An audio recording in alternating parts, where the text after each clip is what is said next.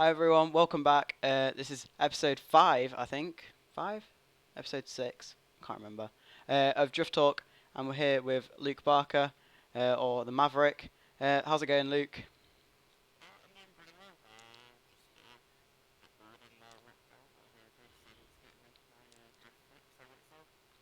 Yeah, doing really, really good. And yeah, so obviously today we're here at Drift Talk, so we're going to be drifting and talking on the simulator or in lockdown. It's going to be super fun. So yeah, I think Luke's just downloading the cars on the track now. But yeah, we should be on and driving very soon. So I'm gonna do a few warm up laps. Unfortunately, still not got a hydro, but we can roll with it.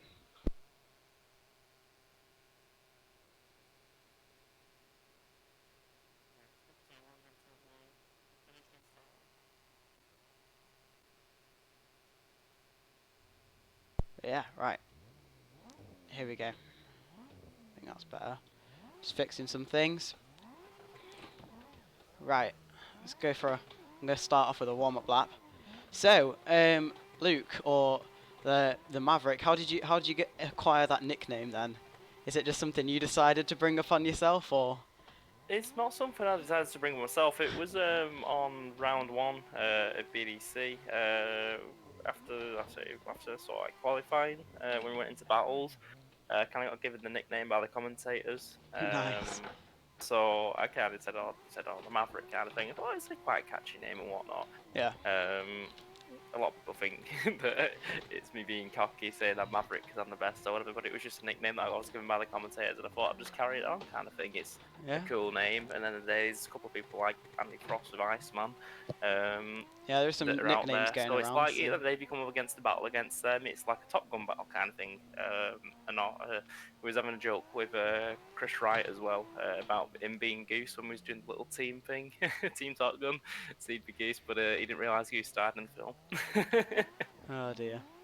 Yeah, no, it's cool. It's cool that you got a nickname. I need someone to give me one, but got to get into some big competition then. Hopefully, I'll acquire one from somewhere. Yeah, Oh, but yeah, are you competing this year then? yeah. All fingers crossed. As long as this COVID-19 goes away, then yeah, I should be competing this year. Hopefully, obviously, definitely doing BDC. With Ireland, it's still on the cards at the moment, Yeah, depending on whether we can get over. Because I know it's like just going over for the day and coming back. But we already had our ferries booked before all this coronavirus pandemic started, kind of thing. yeah, So it's a case of we might as well just go over and do it. But yeah, at the end of the day, it's every bit of exposure and that, and I want to try and help out the Irish drift team, obviously with Ed taking over and whatnot. So yeah, I'm excited for the season to finally get underway. I can actually start driving the car in anger. But yeah. until So then, I'm just gonna sit out and wait and just enjoy my time on the sim. yeah, the sim's really really helpful. I know it has me. Has it helped you with your actual driving? Do you think? It's helped out a little bit with the driving. It mainly just helps with just learning the tracks kind of thing, sort of getting your eye in for the clipping points. Obviously, they're not going to be 100% identical to the tracks kind of thing, but it gives you the best idea what the layout's going to be, and gives you it's kind of give you a bit of advantage for maybe the first hour or two of practice when you actually do go to competition, and then obviously that'll carry through to competition and whatnot. Um, I suppose on Sims you can also pick up a few bad habits as well, Yeah, like there is that. just messing about on the sim. You pick up some bad habits, so there is also that.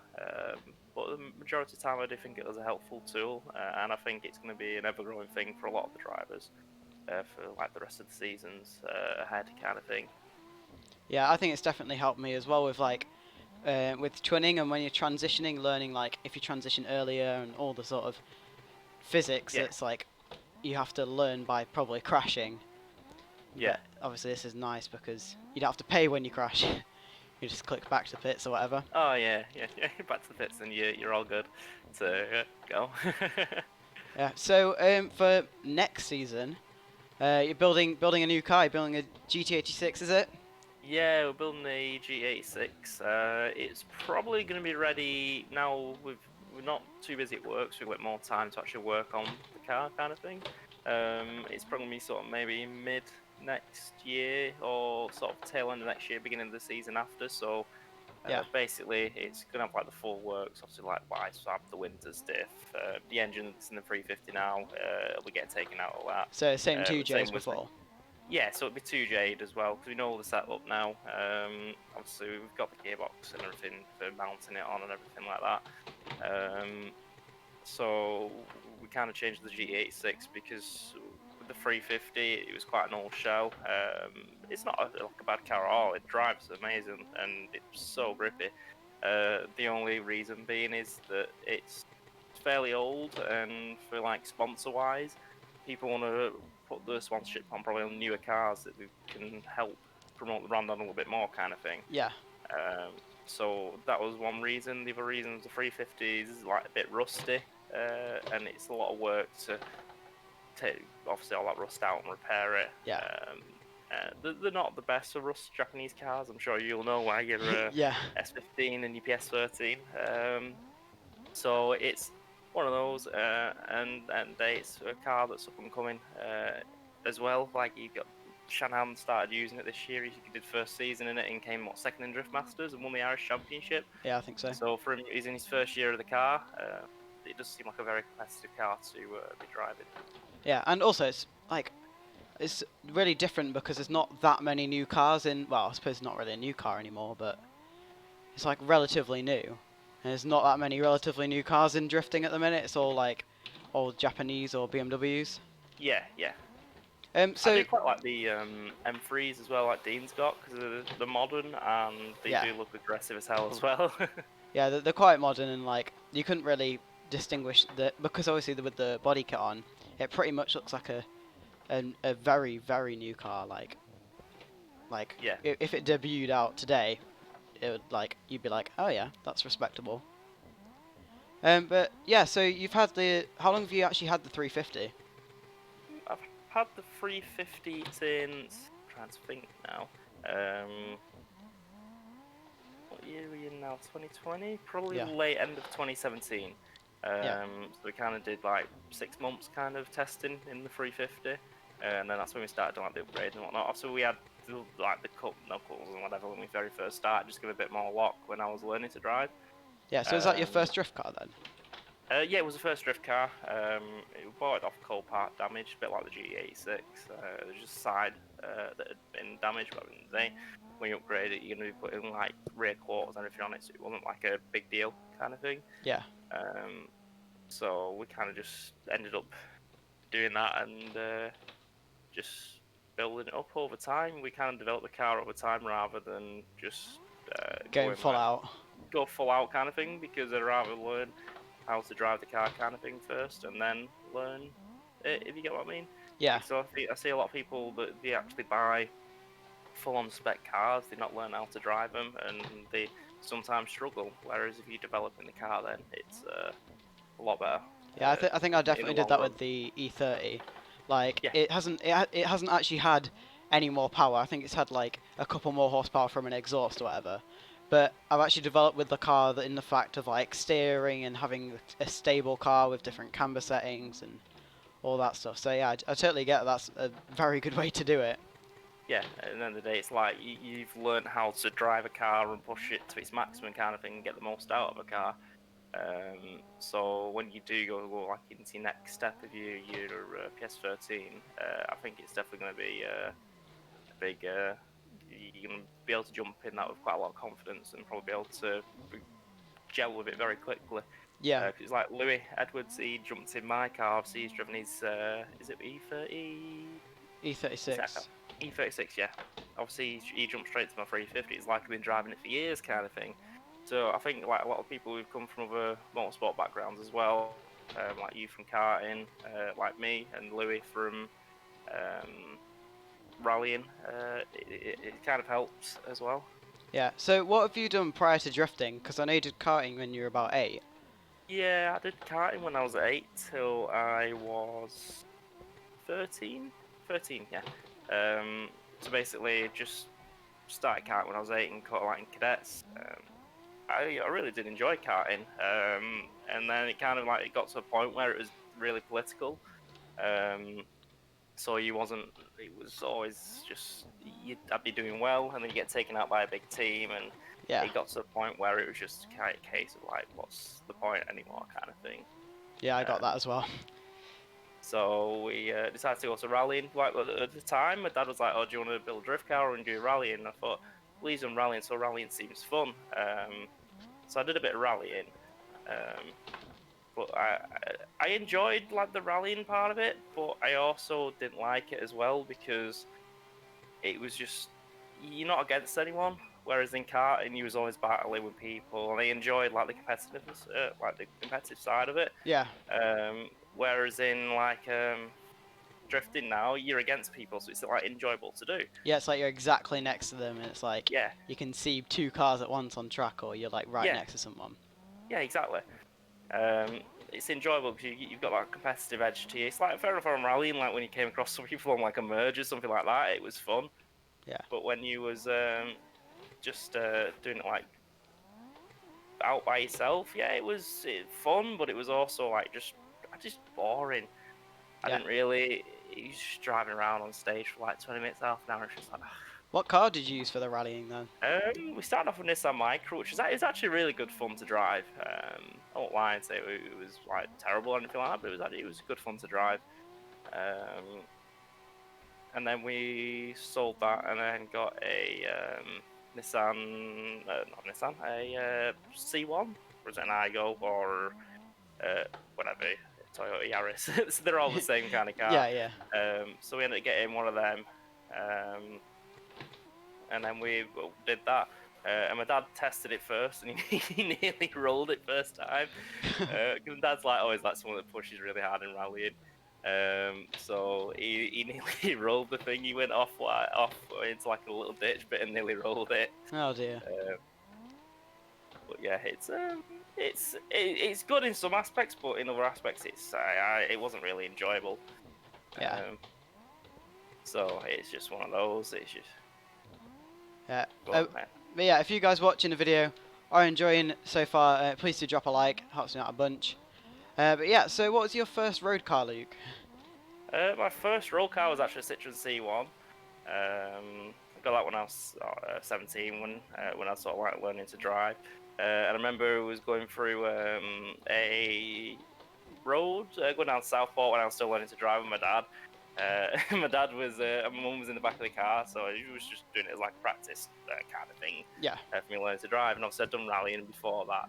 So was going down like dad took like the scenic route. It was on like Google Maps, and you just like reading me kind of like pace notes of where I should be going in the car.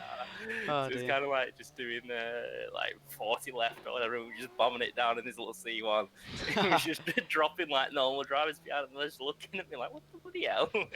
But no, it was quite fun and enjoyable. And then I got a Corsa. You know, every teenager has a Vauxhall Corsa whip, don't they? Yeah, of And course. now I have a Fiesta ST, which is it's good. It's good fun to drive, but I'm looking to probably just get something a bit more chilled and just nicer to drive. Bit more adult. Yeah, something that I won't lose my license in. Oh yeah, that's important as a drifter that you make sure that you're always being safe on the roads. Yeah, So in drifting, what's been your sort of best moment? I mean, I know it's hard to pick one because obviously there's like so much good things in drifting. But what's been your like one that's really stood out as a really good moment for you? there is a couple of good memories from drifting. It's like obviously having some of the battles with someone like Sultan and Alan Hines, people like that. Um, but I'd probably say my favourite moment would be obviously my first win at Montbello Park at DGN. Obviously, it was my first event. I went into the event not expecting to do well at all. So it's kind of like you went into the event and then you got from like you ended up you qualified. I thought I qualified. I think it was sixth or something like that. Qualified. I thought that was good because I normally I was quite a good line driver up until then. Yeah, But before that weekend, I'd literally had like 1 or 2 days actually twinning with people, so I like jumped straight into it at the deep end. yeah, Um, so it was like um, it was just a case of just go out and see how well I can do. So I got through like top 32. Albeit the guy that I was against, he had like a fairly slowish car kind of thing. So Yeah. I did expect to probably win that battle.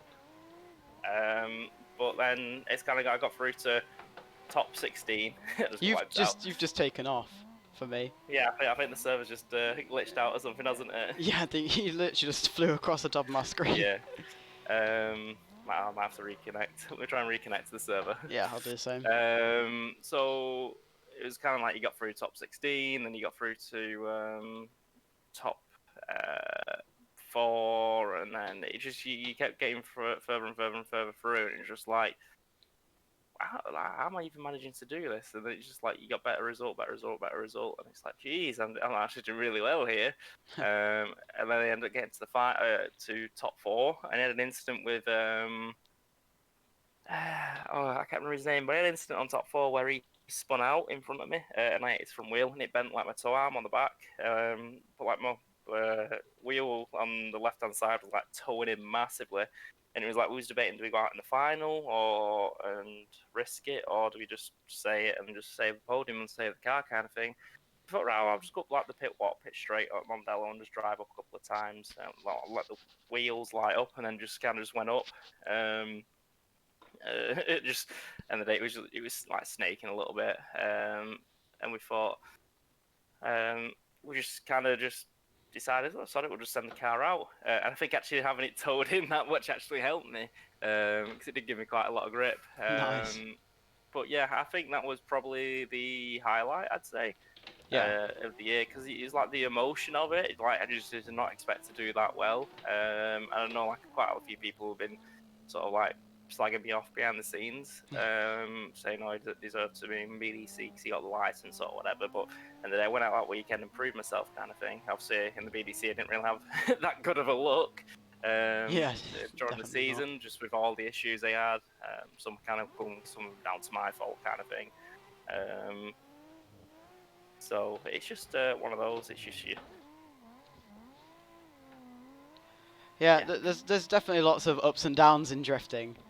Oh yeah, Um, but you've got to get through. If you can't get through the downs, then you're not going to do well, kind of thing. yeah, So yeah, it's always a bit frustrating sometimes. yeah. I definitely But prefer it to the sort of karting and other stuff because like the atmosphere is just great because people help each other. Like if you're going against someone and their car breaks, you'll be yeah. helping them, not like Oh you yeah, yeah, sat there like not giving them any advice or the wrong advice or whatever. yeah, But yeah, no, it's definitely like a really nice atmosphere in drifting. yeah, yeah. Definitely a really good atmosphere in drifting. I absolutely love it.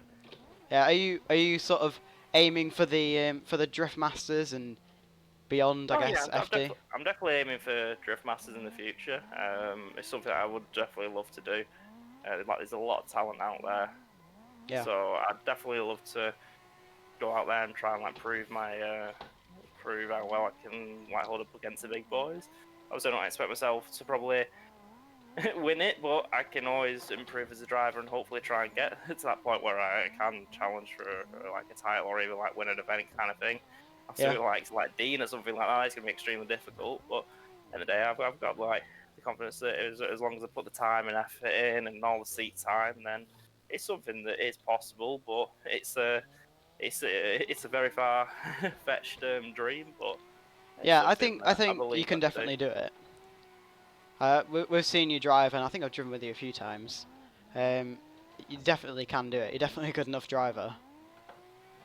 Yeah, it's as long as I keep my head sort of in the game kind of thing. It's like obviously I gotta focus on like BDC first and then Drift Masters kind of thing.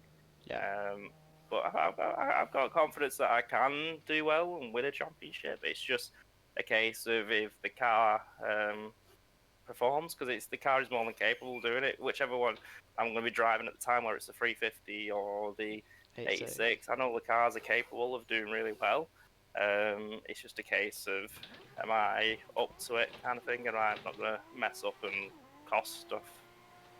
Yeah, it's definitely I think that's probably most people's aims in drifting is to get like drift masters and FD and D1 GP in Japan. Yeah, But yeah, no, I definitely think I definitely think you're definitely a good driver, so you can get there. So the GT86 that seems like a really good car. I mean, you've seen Jack Shanahan using it, and also like it's just who else is using one? I think is Frederick Asbo was in one as well last year. Yeah, I think he used to drive one. Also, you had, like Ryan Turek as well. You've got quite a few drivers now using the cars. You've got quite like a few of the Irish drivers. It doesn't seem like quite a common car in the UK. I think the only one that I know of in the UK is I think there might be one in Drift Cup. Also on the wanted to do Drift Cup, and then is I think I saw it at Drift Monsieur. It looks a really nice car. It looked like a lot of time and effort put in that. Yeah, And then over in Ireland, I think sorry, the UK. I think you got Paul Smokey Smith that's using one. yeah, And Ireland, I think you have Christy Carpenter, Shanahan, and I can't think of anyone else that's using one. And then there's about 3 or 4 in Drift Masters, and then a few in obviously Formula Drift as well, yeah. They and then definitely obviously work. They some definitely in work as Australia drift as well. cars. Yeah, it's good that like we can use a new car because obviously one person's got to make that leap and be like, I'm gonna use a new car, and then everyone's like, Yeah, oh, I can use that. I can use that. yeah. It's like we did seriously like debate, obviously doing like the Duke or whatever, but it's like everything's gonna have to be like bespoke parts kind of thing for it making it. Yeah, and then if you do break It apart, would be like such a cool idea to do because it'd be so different. Like Oswald did his Corolla, I think it would be like a really cool idea. But like I said, it's just the fabrication of parts and it'd be a lot more expense as well. But it would be like one of a kind car because you've not seen any Dukes drifting around, have you? no, definitely not. So yeah, if you guys watching are enjoying, do drop a like. Really helps me out. But yeah, Luke, what's your favourite track you'd say? Because obviously you've driven Oh. loads of track. You've been Ireland and all over Yeah, England. there is a lot of good tracks. Uh, I'd say I love Free Sister because that's my home track. I absolutely love Teesside. Um, I love Watergrass Hill as well because you're just sending that over into like quite like not like a tight right, but it was like a fairly tight right-hander, but just send it over flat out over a crest where you could not see where you're going. That's pretty fun. But I'd Yeah, probably say the Japfest layout. Not this season like the old Japfest layout. yeah, Over the crest of the hill through the fast right hander and around like the long sweeping hairpin.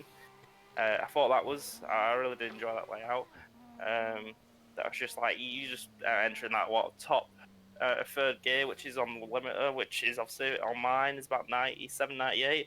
So you're like nearly wow, hitting 100 yeah, mile an hour entry in that, and then it's just chuck it sideways and just oh you have to like it's one of them corners that you're scared to keep it pinned, but you have to keep it pinned, otherwise you're off. If you keep it pinned for too long, you're off. If you don't pin it at all, then you're just going to straighten out because it's so grippy. But it is a really good track and very challenging. It doesn't like look very technical the track to do, but from coming down from that like massive speed through the right hander, it definitely is one that's a goddamn good track to drive on.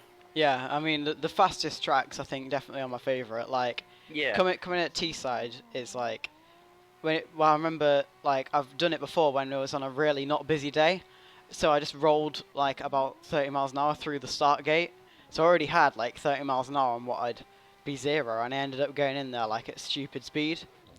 And yeah. Anglesey as well. That's like really fun for going fast as well on the big Yeah, I track. loved Anglesey as well. That's good fun. So there's loads of drifters out there and loads of really good drifters. But who would you say is your favourite driver, or like who sort Uh, of I'd do you probably look up say to? Mike Wanacott because I do get on with him really well. He is a great guy. He's helped us out. I've helped him out a couple of times. Just doing a couple of little things and whatnot, just trying to help out as much as I can. But he's always like giving advice to me as well, and I do take it on board. Obviously, I look up to him quite a lot because he is such a nice guy and he's a good face for drifting as well. He is someone that is helping push drifting in the right way. Um, so he is a very exciting driver to watch as well. It's like his car. A lot of people said to him that you don't think it'd work, but his car works very Yeah. well and it's extremely fast. I've been up against him in practice and I thought my car was quick and sometimes he just drops me for dead in his. But I've had like a couple of times where I've been practicing with him, and it is good fun doing practice with him as well. Because it's someone that you can just follow on practice and chase them hard, and you know they're not going to make any mistakes, kind of thing.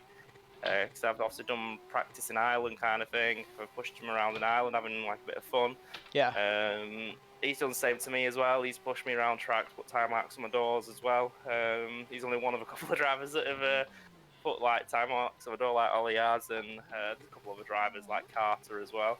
Yeah. But yeah, he's a really good guy at art as well, and he just seems to like just be always happy kind of thing, no matter what's going wrong. He's just and the day he's like, I just get on with it kind of thing. He is someone that's like a proper nice, genuine guy as well. Yeah, I remember Battle Royale, like, he put his car proper in the wall, like, properly in the wall, and then the next day, like, when we got there, he'd been working through the night on his car just to get it working after a crash that looked like, I can't remember if the ambulance was on the track, but it was a very, very big crash into the wall.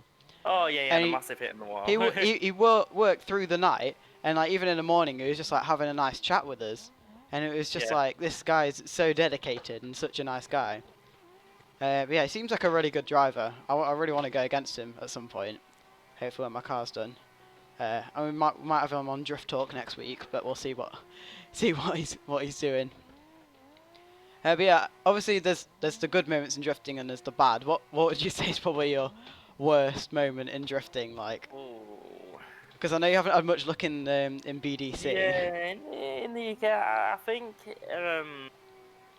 kind of in Ireland, it was obviously it was down to the final, and the guy who was leading had like the battle in the bag, and his engine blew up on like the last corner, and that sort of cost me the championship. But that was also partly down to the prop shaft bolts that broke on the round before, kind of thing. Yeah, So I think just losing out on the championship by like I think it was 3 or 4 points. That was like really disheartening. And it yeah. was just I've had a ver- it was I've had a very similar moment to that. I remember, in Drift Cup, it was down to like one battle whether I won or came third, which was annoying. But yeah, yeah, it's frustrating, but it's all it's part of it.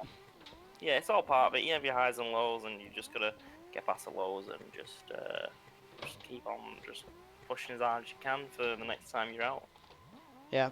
Do you have any dates for when you're next drifting, or are you not still? Oh, Are we I'm not still not sure sure? yet. I think there might be a test day coming up for Three Sisters, so I'm whatever it costs, we're gonna be straight on it. Like because I want to get back out in the car, and it's just I'm just wanted to get out actually finally driving an anger because I put a lot of time and effort in on the off season onto the car. It's just like I just want to get out in it now. I'm just like fed up of just doing just sitting around. Yeah, I've seen Three Sisters saying hopefully soon that should be on. But yeah, Yeah. if you guys watching are enjoying, do drop a like. Helps me out a ton. But yeah, this track is actually really nice. I like how it sort of flows down. Feels Yeah, really which really good. server are you on? I've joined back into the same server, but I I can't couldn't find find the same server. I sent you another one, I think. Oh, oh right, sorry, I didn't see your link. I've just been driving around in the same server that I was in before. No worries, it's the same track and everything. Right, Yeah, no worries, I'm I can get back heading into on the in one. now.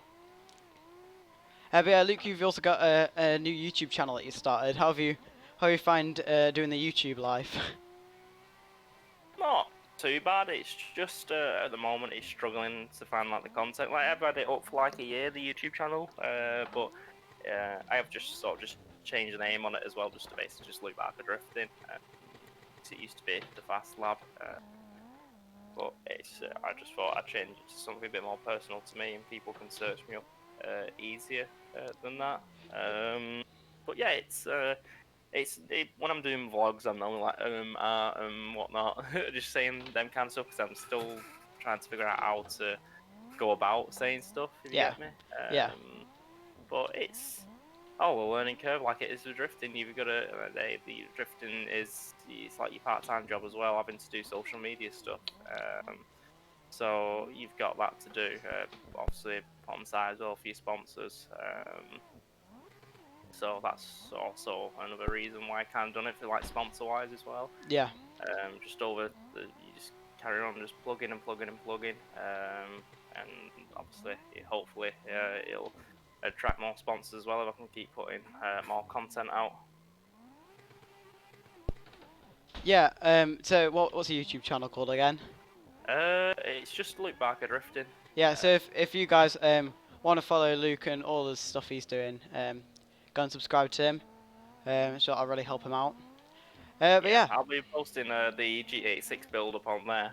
So I'm gonna try and do it maybe twice a month, but obviously it depends how much time we get to work on the car and we get parts delivered Yeah. and whatnot. So probably maybe twice a month or once a month we'll try and get some content up on the 86 and also probably try and get some stuff up on the sim as well. Yeah. I'll Um, definitely be watching out for that. I can't wait to see your car come together. it should be good fun. Yeah. So we've been actually going for half an hour now, guys. So if you have enjoyed this video, drop a like, and also go over to Luke's YouTube channel and subscribe for updates on his awesome GT86. But yeah, I hope you guys have enjoyed watching. Thanks for coming on, Luke. You've been a great guest. Yeah, cheers for that. Thank you for inviting me. Yeah. See you in the next one, guys.